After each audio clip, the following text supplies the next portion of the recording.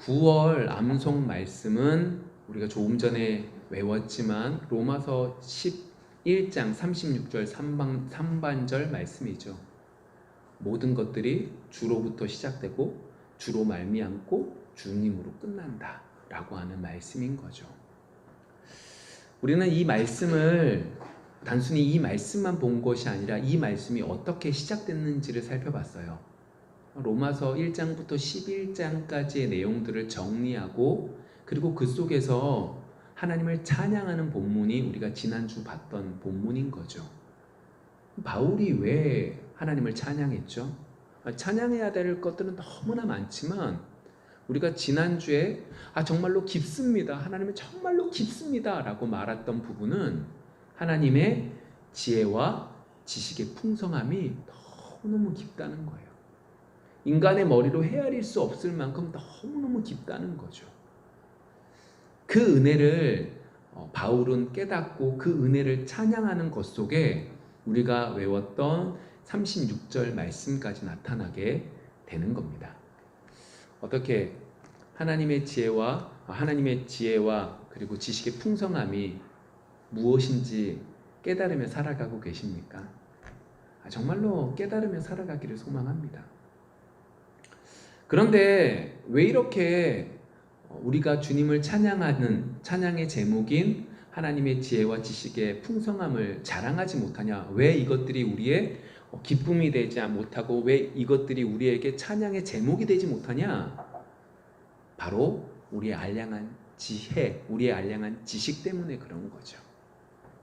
우리의 머릿속에서 하나님을 안다고 생각하고 그 안다고 생각하는 것 속에 하나님께 교만한 모습이 더욱더 나타나 어떻게 되는 거예요? 우리는 하나님의 그 깊은 지혜를 깨닫지 못하며 살아가는 거죠. 이것들이 깨진 사람들, 그러니까 알량한 지식, 자신들이 알고 있는 알량한 지식들, 하나님에 대한 알량한 지식들이 깨진 사람들만이 오늘 이 고백을 할 수 있는 거예요. 모든 만물은 이 주님께로부터 시작되고 주님으로 말미암고 주님으로 끝난다. 이 고백이 그래서 나타나게 되는 겁니다. 자, 이 고백을 어떻게 하면 좀 더 살펴볼 수 있을까 하다가 오늘 우리가 함께 나눌 삼손에 대한 이야기를 이번 주에 하고자 합니다. 삼손 하면 우리는 이렇게 생각됩니다. 엄청나게 힘이 센 사람, 그쵸? 삼손 한 명이 정말로 많은 사람들을 하찮은 턱뼈로 1000명이나 되는 사람들을 죽였다. 너무나 큰 그 문을 들고 산꼭대까지 올라갔다. 정말로 힘이 센 사람이야 라고 생각하기도 하고, 때로는 그러나 여인의 유혹에 무너져 내린 사람이라고 생각되기도 합니다. 그런데 오늘 우리가 함께 볼 내용들은 그러한 내용들보다 하나님으로부터 시작하고 하나님으로 말미암고 주님으로 끝나야 되는 이 삼손의 모습 속에서 어떻게 한 부분들이 삼손이 잘못한 부분이고 어떻게 하나님께서 오늘 말씀과 같이 이끌어 가셨는지 오늘 한번 살펴보기를 원합니다. 하나님께서는 야곱의 가정을, 이스라엘의 가정을 애굽으로 이끄십니다. 그리고 그 이스라엘 가정을 하나님께서는 민족으로 만들어 가시죠. 하나님의 때에 하나님께서는 그들을 이끌고 하나님께서 말씀하신 그 가나안 땅으로 그들을 끌고 가십니다. 가시는 과정 속에 시내산을 도착하게 되고 시내산에서 하나님과 언약을 맺습니다. 그 언약의 모습 속에 율법도 주어지게 되죠. 율법이 주어지고 하나님과 언약을 맺은 궁극적인 것들은 뭐냐? 야, 너희들 하나님을 바라보면서 하나님과 더불어 살아가야 돼 라고 하는 것을 말씀해 주신 것이고 그러한 삶을 살기를 원하신 겁니다. 광야길에서 그들이 할 수 있는 것은 하나님만 바라보는 것이었습니다. 농사를 지을 수 있는 것도 아니고 정착되어져 있는 것도 아닙니다. 너무나 뻥 뚫린 곳에서 적군들이 쳐들어오면 죽을 수밖에 없는 그 상황 속에서 하나님만 바라보는 훈련을 그들은 40년이라는 시간 속에 계속해서 해나간 거죠. 궁극적으로 말하면 하나님께서 원하신 것은 얼마나 너희들이 부유하게 살아가느냐를 원하신 것이 아니라 얼마나 삶 속에서 하나님의 임재를 기억하여, 이 성막이 가운데 있잖아요. 그 성막을 바라볼 때마다 하나님의 임재를 기억하잖아요. 제사장의 복장을 통하여 하나님께서 함께 계심을, 하나님의 임재를 기억하며 살아가잖아요. 그리고 그것들을 가지고 내 앞에 어려운 문제들이 있을 때 이 문제를 피하는 것이 아니라 하나님이 하신 말씀을 기억하여 그 문제들을 믿음으로 이겨나가기를 원하셨던 거죠. 하나님만 바라보라는 거예요. 그게 이스라엘 백성들에게 원하신 것입니다.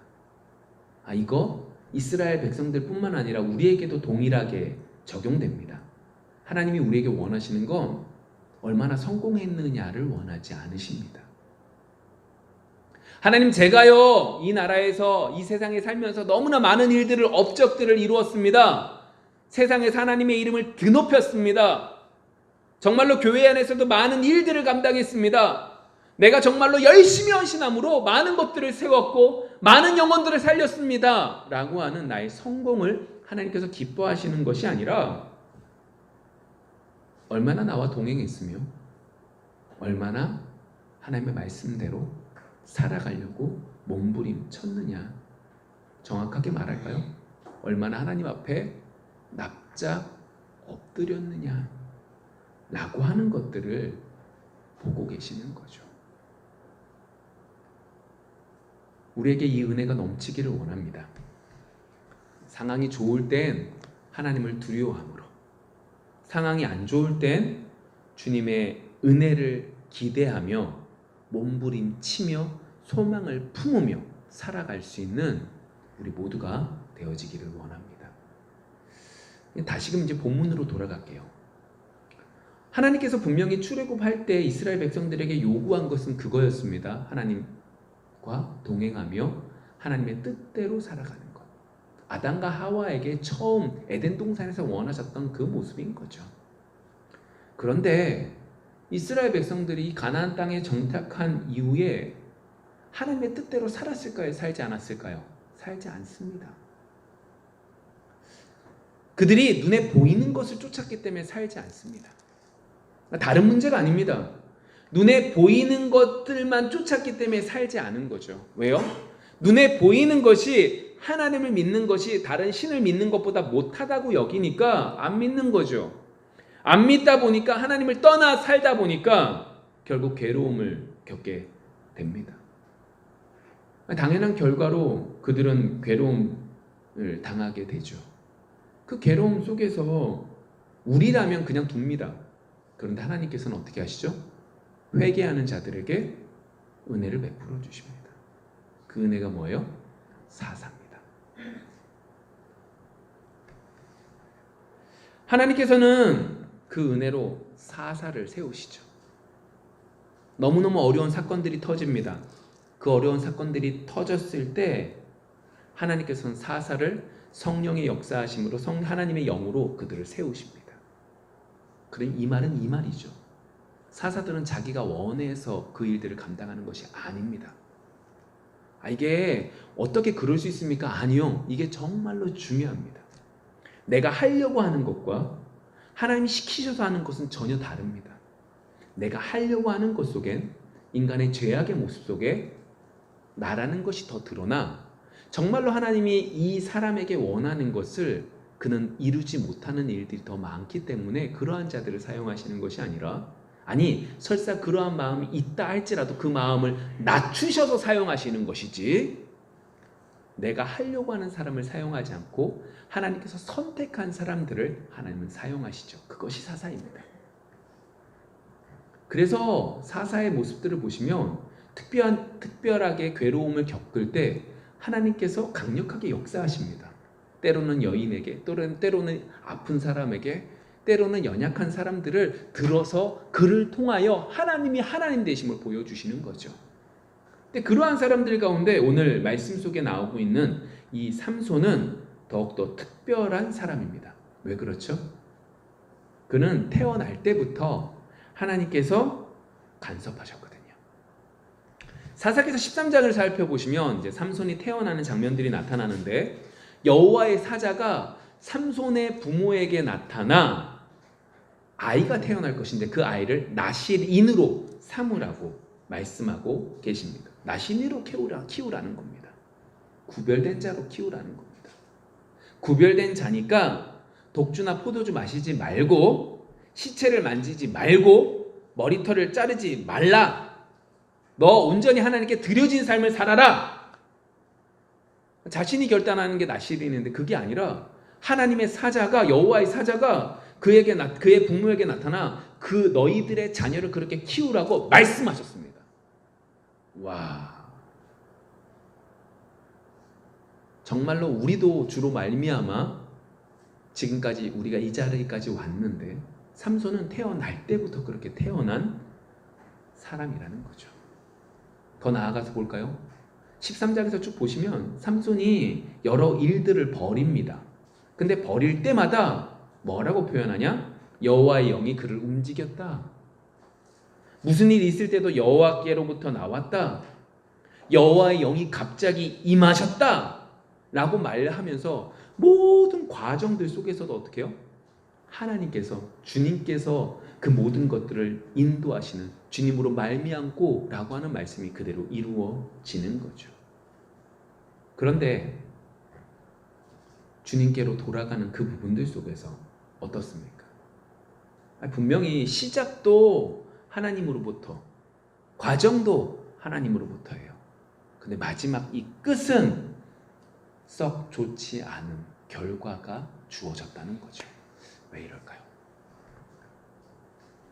아니, 시작도 그렇게 됐고 과정도 그랬다면 결과도 좋아야 되는 게 당연한데 그렇지 못하다는 거죠. 하나님께서 우리를 하나님의 자녀로 그리스도인으로 삼아주셨어. 아멘, 아멘, 아멘. 내가 지금 살아온 이 과정도 하나님께서 역사해 주신 거지. 그래, 내가 생각할 땐 힘들었지만 뒤돌아보니까 이 모든 게 하나님의 은혜네. 아멘. 그런데 결과가 그렇다고 해도 무조건 좋은 게 아니라는 거죠. 물론 하나님은 이끄셔서 하나님의 뜻대로 역사하십니다. 그러나 우리가 볼 땐 썩 좋지 않은 것이고, 좋지 않은 상황 속에서 하나님은 삼손에게 깨닫게 하셨다는 거죠.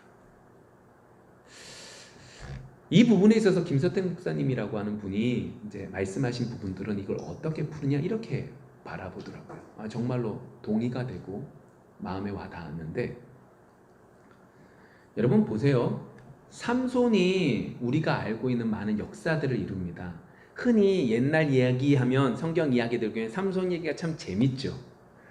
삼손 한 명이 턱뼈, 그러니까 나귀 턱뼈라고 하는 건 쓸모없다는 의미의 특별한 힘이 있다는 게 아니라 그냥 길거리에 그냥 죽어있는 짐승들 나오는데 나오는 뼈, 그 뼈로 쳤더니 1000명을 죽인 겁니다. 그러면 또 살아남아요.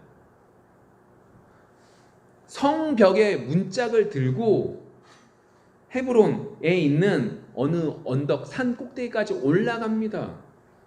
엄청난 역사를 이루는 거죠. 근데 여러분 기억하실 게 이 모든 것들이 삼손의 능력입니까? 아니면 하나님의 능력입니까? 하나님께서 역사하신 겁니까? 아니면 삼손이 역사한 겁니까? 삼손이 역사한 것이 아니라 하나님께서 역사하신 거죠. 근데 문제가 있습니다. 분명히 하나님께서 역사하신 것인데 내가 태어날 때부터 하나님의 여호와의 사자를 통하여 역사하셔서 내가 지금까지 왔는데 삼손도 모르는 사이에, 우리가 모르는 사이에 이것들이 바뀐다는 거죠. 어떻게 바뀌냐? 하나님이 하셨지. 그렇지, 하나님이 하셨지. 하나님이 하셨지. 아니야, 나도 열심히 했지. 하나님이 하셨지만 내가 하나님의 역사하심을 받아서 내가 열심히 영빨이 좋아서 내 힘으로 한 거지. 이렇게 바뀌어가게 된 겁니다. 그걸 다른 말로 말하면 신화라고 표현되어지는 겁니다. 신화라고 하는 게 어떤 의미예요? 그러니까 이런 겁니다. 어떤 사람이 능력이 세요. 힘이 세요. 엄청나게 지혜가 좋아요. 그럼 신화라고 그러죠. 어떻게 이 기업을 이렇게 세웠냐? 저건 뭐 기업의 신화야 라고 얘기하잖아요. 그럼 그 신화라고 하는 그 내용 속에 어떤 것이 있냐? 그 사람의 능력을 의미합니다. 분명히 하나님의 능력이고 하나님의 힘이었는데, 하나님이 하셨는데 삼손도 자기가 모르는 사이에 어떻게 되는 거예요? 내 능력이 된 거죠. 왜 그렇죠? 나 혼자만 있는 게 아니라 주변의 사람들이 뭐라 그래요? 당신은 정말로 대단해요. 대단합니다. 당신 있기에 우리나라가 살아남을 수 있는 거예요. 우리 지파가 버틸 수 있는 건 당신 때문입니다. 어떻게 한 명이, 당신 한 명이 그 많은 사람들을 전멸시킬 수 있습니까? 이 여러 가지 이야기들이, 그 이야기에 귀 기울이는 것 가운데 그의 생각이 어떻게 되는 거예요? 나라고 하는 것으로 바뀌게 되고 내 신하가 되는 것이고 내 잘남이 되어지게 되는 겁니다. 이게 어디서 문제가 생길까요?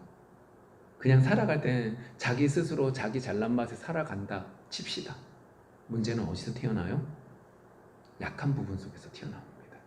그것이 삼손에게 있어서는 드릴라라고 하는 여인에게 드러나게 되죠. 17절 말씀 속에서 이렇게 되어집니다. 삼손이 진심을 드러내어 그에게 이르되 내 머리 위에는 삭도를 대지 아니하였나니 이는 내가 모태에서부터 하나님의 나시린이 되었음이라.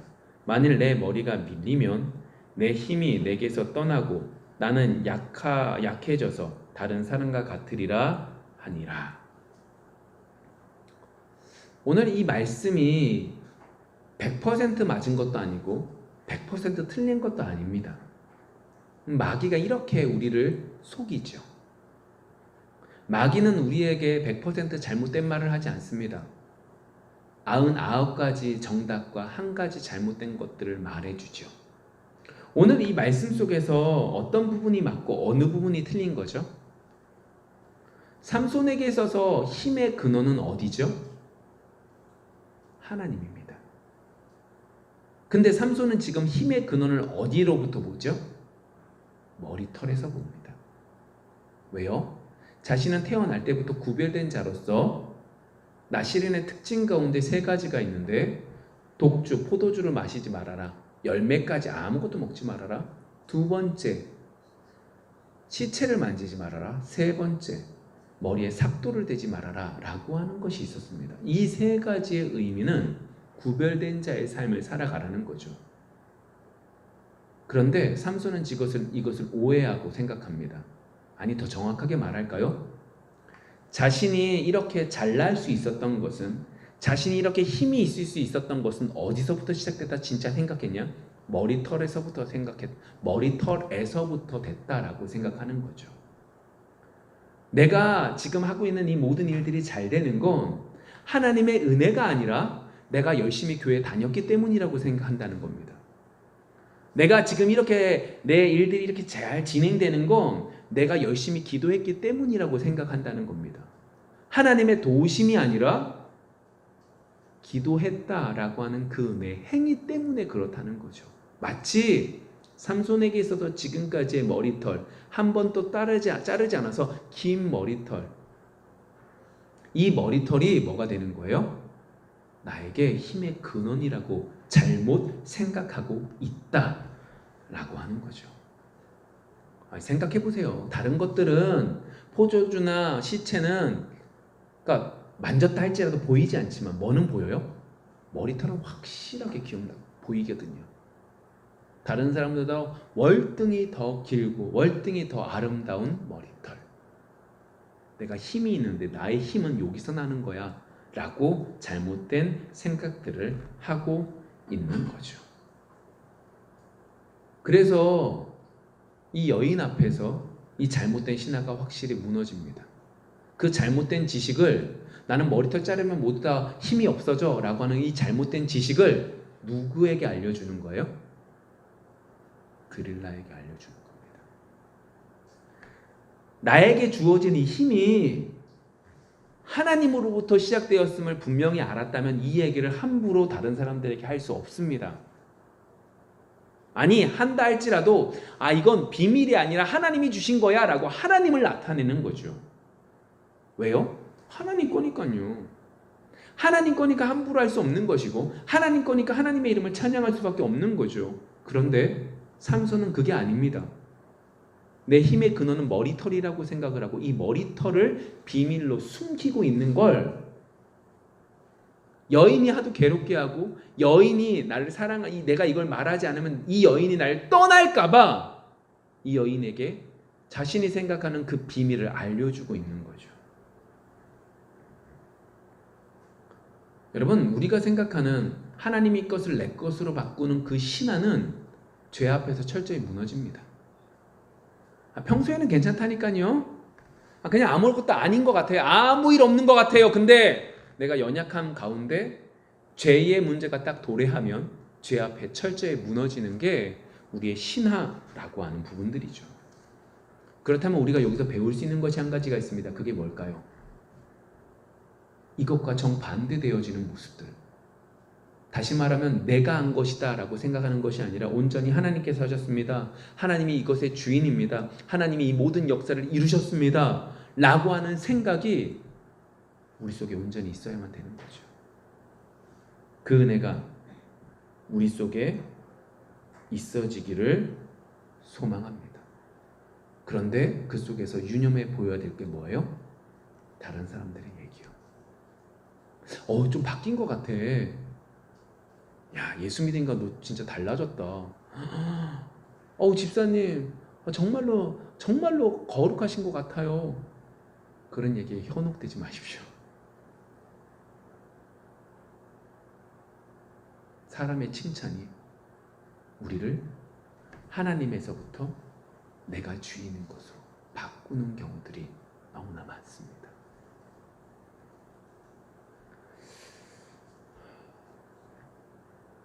삼손에게 있어서 그 머리털은 그의 자랑거리였지만, 그의 비밀이었지만, 그것 자체가 그에게 있어서 무너지게 되는 시작점이 되었음을 우리는 기억해야 되는 거죠. 여러분 한번 생각해 보세요. 삼손이에요. 내가 생각하는 나의 가장 큰 비밀, 내가 생각할 때 내 이 머리털에서부터 온다고 생각하는 거죠. 이걸 여인에게 말했어요. 얼마나 마음이 힘들었을까요? 말 안 하자니 이 여인이 떠날 것 같고, 말하자니 이 비밀을 알려주면 큰 문제도 혹 생길 수 있으니 얼마나 괴롭겠어요. 여기서 우리가 오해하지 마셔야 될 것이 한 가지 있습니다. 착각하지 마셔야 될 게 있다는 거죠. 지금 이 삼손은 이 문제를 어떻게 봤냐? 내 머리털, 하나님과 뭘 봐는 거예요? 여인과 동급으로 보면서 이 문제를 파악하고 있다는 거예요. 이해되세요? 지금 하나님과 이 여인을 동급으로 해서 비교한다고요. 예를 들면 이거죠. 하나님을 선택하냐? 공부를 선택하냐? 뭘 선택하셔야 돼요? 하나님과 직장과 뭘 선택하셔야 돼요? 하나님과 건강과 뭘 선택하실래요? 착각하면 안 됩니다. 제일 위에 뭐가 있어요? 하나님이요. 하나님을 잘 믿기 때문에 공부도 열심히 하는 겁니다. 하나님을 잘 믿기 때문에 건강하려고 하는 겁니다. 그러나 그 건강이라는 것이, 그 공부라는 것이 하나님보다 앞서면 어떻게 해요? 무너뜨려야 되는 거죠. 두 개가 동급으로 비교의 대상이 아니라 이미 상하 관계가 있는 부분인데, 지금 삼손은 어떻게 하는 거예요? 이 두 가지를 동급으로 보아 이 여인에게 말하면서도 괴로워하고 있고, 이 여인에게 정말로 말하지 마 라고 말을 하면서 이 여인에게 말하고 있는, 정말로 말도 안 되는 일을 벌이고 있는 거죠. 여러분, 정말로 성령이 우리 속에서 역사하시면 마음을 괴롭게 만듭니다. 그 괴로움 속에서 우리는 그 괴로움 속에 복종해야 되는 거죠. 복종하는 것이 쉽지 않습니다. 그러나 복종하려고 몸부림쳐야 되고, 몸부림치지 않으면 우리도 삼손처럼 비교의 대상이 아닌데 상하의 관계로 이미 끝난 건데 비교의 대상으로 파악하고 있는 모습으로 빠질 수 있음을 우리는 기억해야 되는 거죠. 자, 다시 본문으로 돌아가 보면 이렇습니다. 그렇게 되는데 결국 머리털이 잘리니까 어떻게 돼요? 진짜 힘이 없어져요. 이건 왜 그런 걸까요? 여기에 은혜가 있습니다. 아니, 이걸 보면 맞지 않습니까? 정말로 이 머리털에 힘의 근원이 있는 거 아닙니까? 라고 말할 수 있지만, 이것은 하나님의 은혜입니다. 왜 은혜일까요? 여러분, 우리가 오해하지 마셔야 되는 건 하나님은 높이 계시고 우리는 땅끝 정말 밑에 있습니다. 그러나 하나님은 언제나 우리와 어떻게 해요? 우리의 수준으로 내려와 우리의 수준 속에서 역사하십니다. 이건 하나님이 능력이 없어서가 아니라 우리에게 은혜를 베풀어 주시는 거죠. 이스라엘 백성들에게 내려오십니다. 시내 산에서 내려오십니다. 그리고 그 산에서 장로들이 이스라엘 장로들이 먹고 마십니다. 분명히 그 전만 해도 선을 그어서 올라오지 못하게 했는데 그들이 그곳에서 먹고 마십니다. 하나님께서 은혜를 베풀어 주시는 거거든요. 인간의 수준에서 역사해 주시는 거거든요. 그래서 맺어진 것입니다. 이스라엘 백성들에게. 율법도요, 하나님의 수준에서 완벽하게 한 것이 아니라 우리 수준에서 말씀해 주신 거죠. 그러면 오늘 이 머리털도 마찬가지입니다.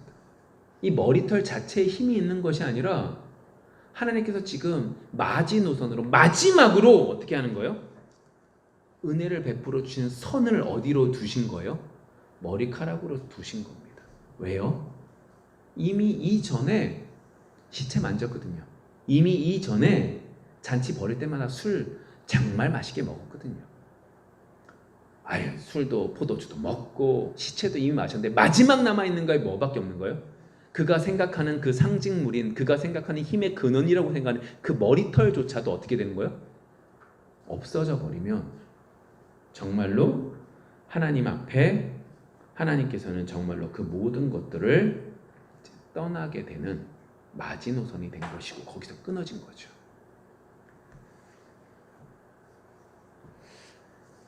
여러분, 그러한 과정들 속에서 오늘 얘기가 시작됩니다. 그렇죠? 오늘 본문 우리가 읽은 내용들은 그 이야기들 속에 결국 삼손이 어떻게 되는 거예요? 잡혀갑니다.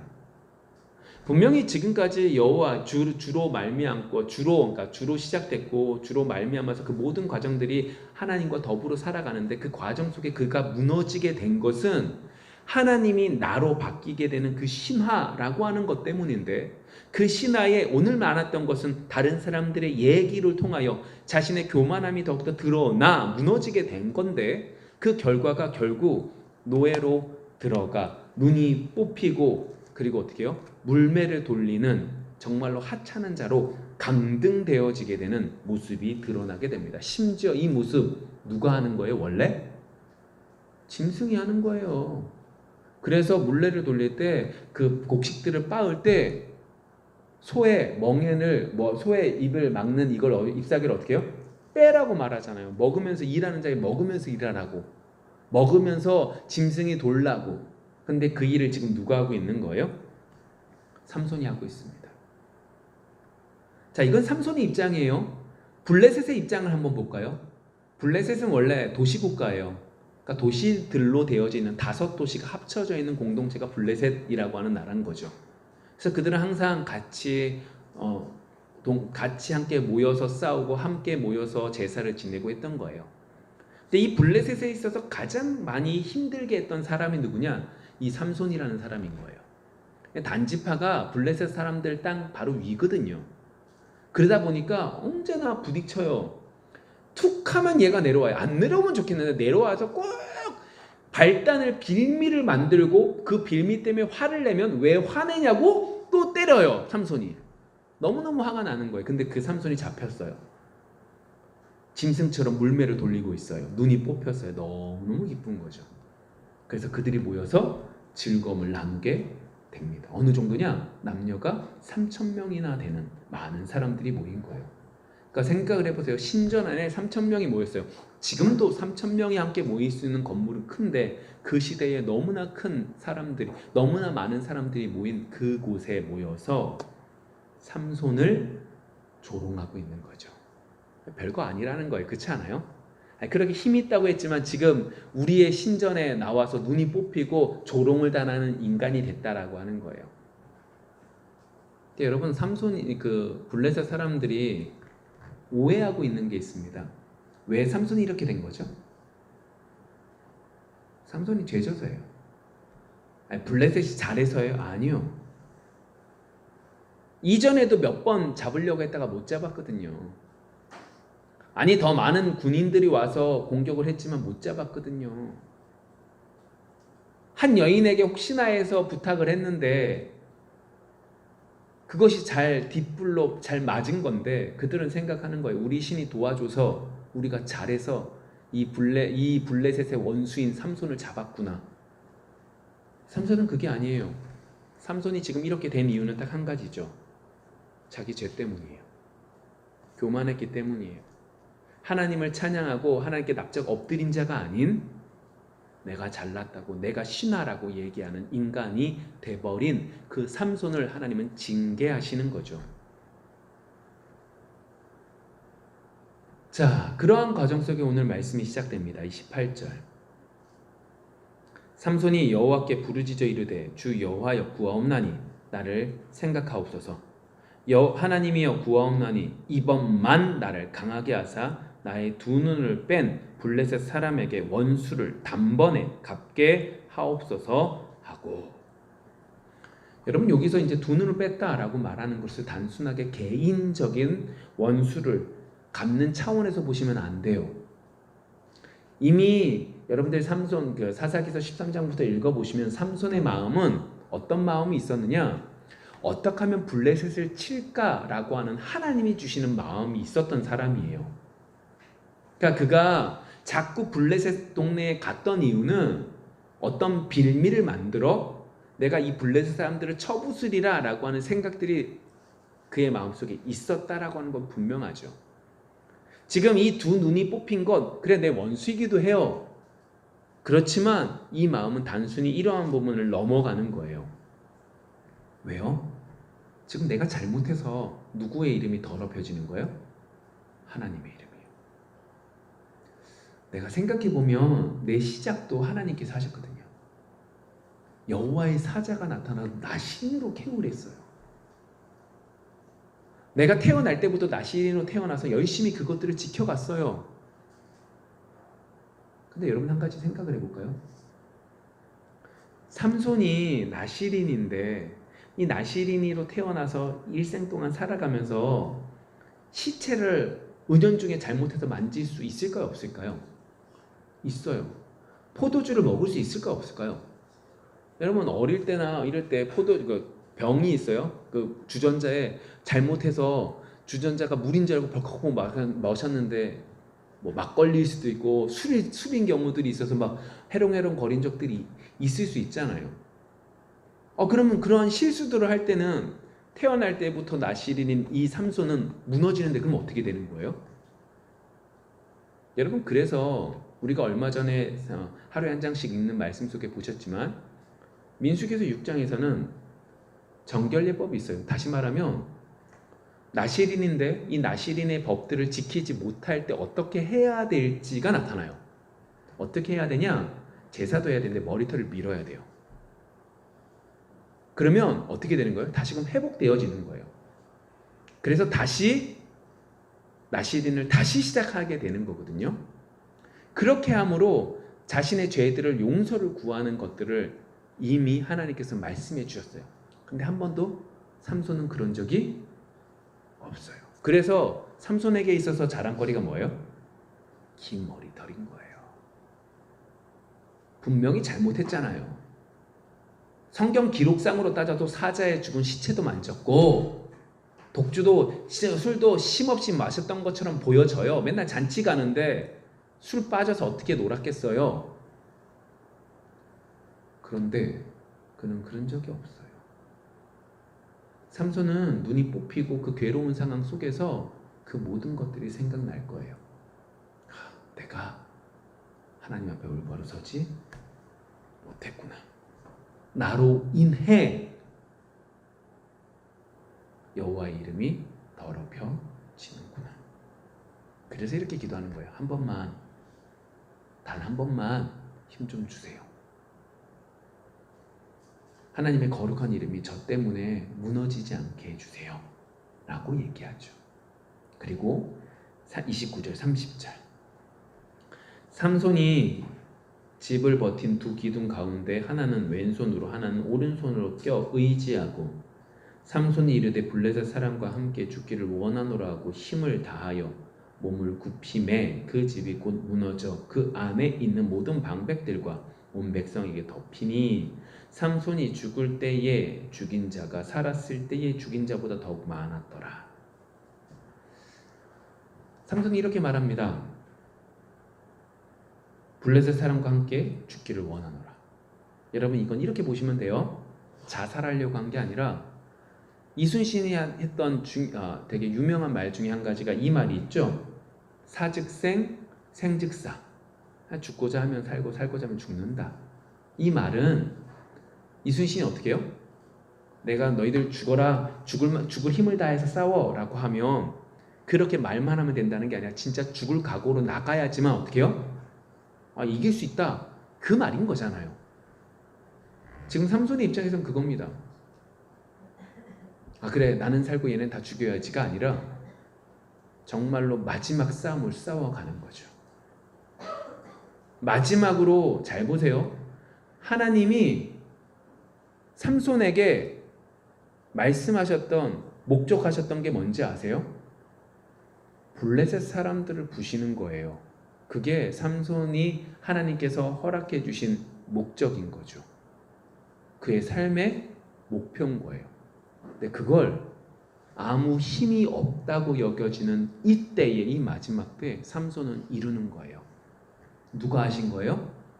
하나님이 하신 거예요. 하나님이 이끄신 거예요.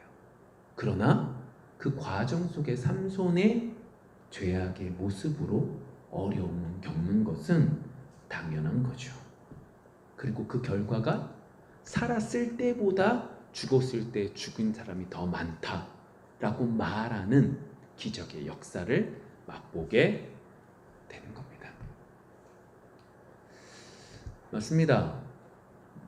우리가 볼 땐 삼손이 참 비참한 죽음을 죽은 것 같습니다.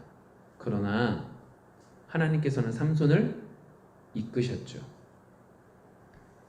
그래서 삼손이 태어날 때와 과정 속에 만들어진 그 신화, 하나님의 자리에 내가 올라가 나로 인해 이 모든 것들이 평안함을 누렸다라고 생각하는 그것을 무너뜨리셨습니다.